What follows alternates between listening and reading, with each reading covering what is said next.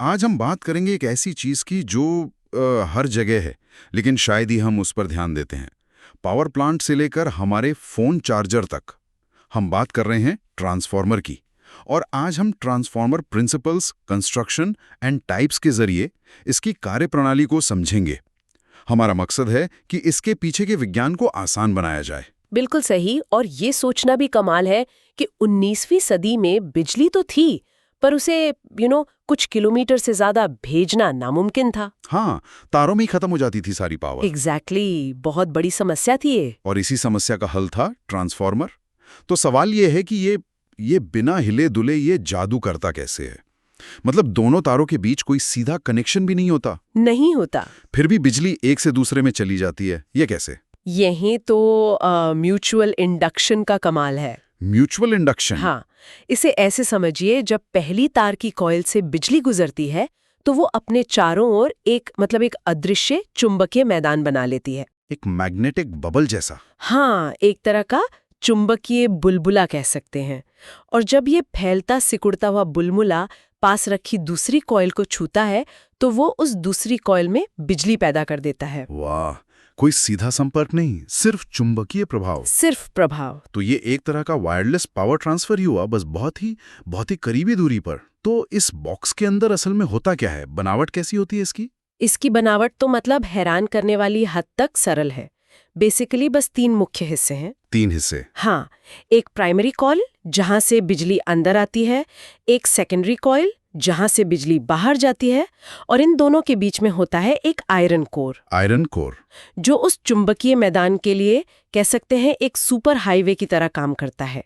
वो ये पक्का करता है कि ज्यादा से ज्यादा चुंबकत्व पहले कॉइल से दूसरे तक पहुंच जाए। अच्छा, तो ये सुपर हाईवे चुंबकत्व को रास्ता दिखाता है। लेकिन सबसे बड़ा सवाल, ये वोल्टेज को कम या ज्यादा कैसे करता है? असली काम तो वही है ना? और उसका जवाब भी उतना ही सीधा है। ये सब तारों के घुमावों की गिनती का खेल है। गिनती का? हाँ, सिर्फ गिनती का। अगर दूसरी कॉइल में पहली कॉइल से 2 गुने घुमाव हैं तो वोल्टेज भी 2 गुना हो जाएगा। अगर घुमाव आधे हैं तो वोल्टेज भी आधा। बस। क्या सच में? मतलब पूरा खेल बस तारों के फेरों की गिनती का है? इसी एक सिंपल से नियम ने बिजली को लंबी दूरी तक भेजना मुमकिन बना दिया। बिल्कुल। पावर स्टेशनों पर वो जो बड़े बड़े ट्रांसफॉर्मर्स होते हैं ना, वो स्टेप अप ट्रांसफॉर्मर होते हैं। जो वोल्टेज बढ़ाते हैं? हाँ, वो वोल्टेज को लाखों वोल्ट तक बढ़ा देते हैं ताकि बिजली कम नुकसान के साथ सैकड़ों किलोमीटर की यात्रा कर सके। और फिर हमारे मोहल्ले में लगे होते हैं स्टेप डाउन ट्रांसफॉर्मर्स, जो उसे वापस हमारे इस्तेमाल के लायक बनाते हैं। एग्जैक्टली। वो उस खतरनाक हाई वोल्टेज को हमारे घरों के लिए सुरक्षित 220 वोल्ट में बदल देते हैं। ये सुनने में तो बहुत ही एफिशिएंट लगता है, मतलब एक आदर्श मशीन की तरह। पर कोई भी चीज 100% परफेक्ट तो नहीं होती है ना? इसमें कुछ नुकसान भी तो होता होगा। हाँ बिल्कुल, 2 मुख्य तरह के नुकसान होते हैं।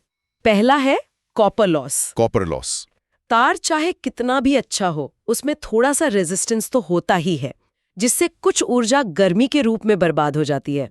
सबने महसूस किया होगा कि चार्जर इस्तेमाल करते समय गर्म हो जाता है। हाँ बिल्कुल, मैं हमेशा सोचता था कि ऐसा क्यों होता है।